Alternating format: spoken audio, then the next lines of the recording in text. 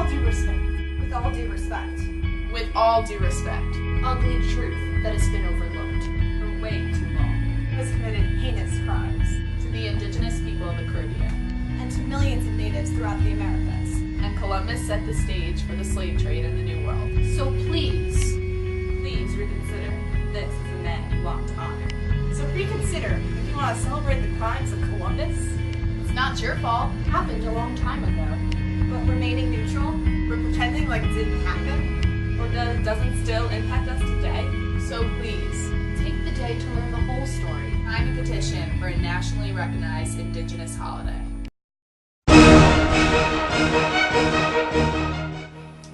I'm here to tell you about Christopher Columbus and what really happened on his first few voyages in the New World. When Christopher Columbus traveled the ocean blue in 1492, there was one piece of information he was looking for. Where is the gold?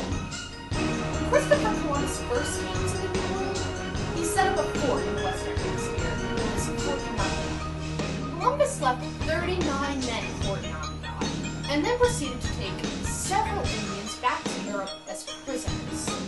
And due to Columbus's extremely large ego, he made many exaggerated promises to the Europeans, and thus, his second expedition was given 17 ships and more than 1,200 men. People, the aim was clear. Slaves and gold. Gold and slaves. Columbus and his men went from island to island. And as the word of the Spaniards' intent spread, the Spaniards found more and more empty villages.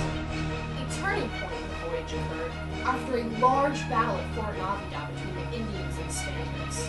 After which battle, the Spaniards roamed island to island as gangs, taking women and children prisoners to be used as sex slaves, and many of these slaves died.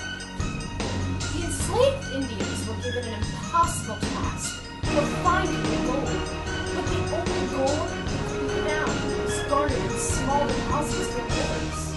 And so, what did they do to these unsuccessful Indians? They were hunted by dogs and killed.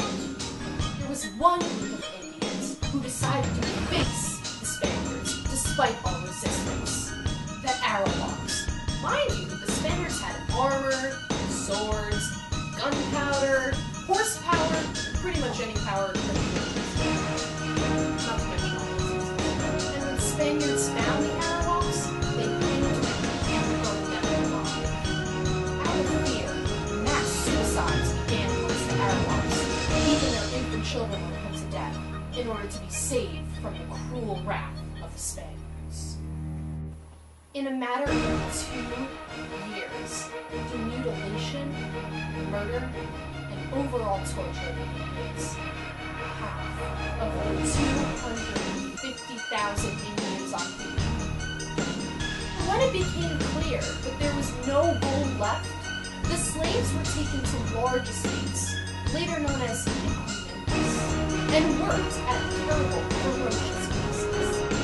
They died by the thousands on these plantations. In 1550, there were about 50,000 Indians on the island. In 1550, there were only about 500. And by 1650, our report shows that none of the original Arawakas, nor any of their descendants, were left on the island. Grassroots mobilization. We now go live with a real Native American. This is our Native American correspondent. Would you like to introduce yourself to people? My name is Christina Johnson, but to my Cherokee tribesmen, I am known as Swims with Dolphins. How do you feel about the National Christopher Columbus holiday? You know, for years and years, they've been teaching the American children that this is a tradition, that Columbus was a great hero, a man of greatness. But little do they know that every year, my tribesmen and I, we dress in all black and commemorate the dead who Columbus was responsible. You know, Columbus, it's not a tradition. It's not apple picking. So, there's so much more that people do not know about. Americans. Columbus has become a predecessor for all continuing American leaders. Take Andrew Jackson.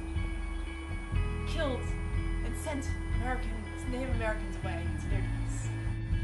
Do you and your tribesmen feel that there should be an alternative to Columbus Day?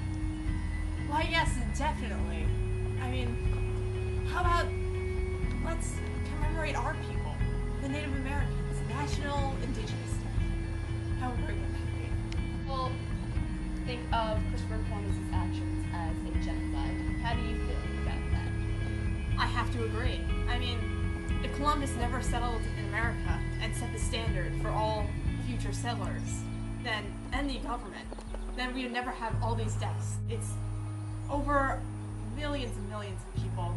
The Native American population has decreased immensely, and I don't know. Well, it seems that the Trail of Tears has continued on to today. So, do you have any ideas about an alternative to Columbus Day? Definitely Leif Erikson Day, you know. Leif Erikson came here about 1,000 years before Columbus, and it's documented that he found North America without killing anybody. I'd have to say Indigenous Day.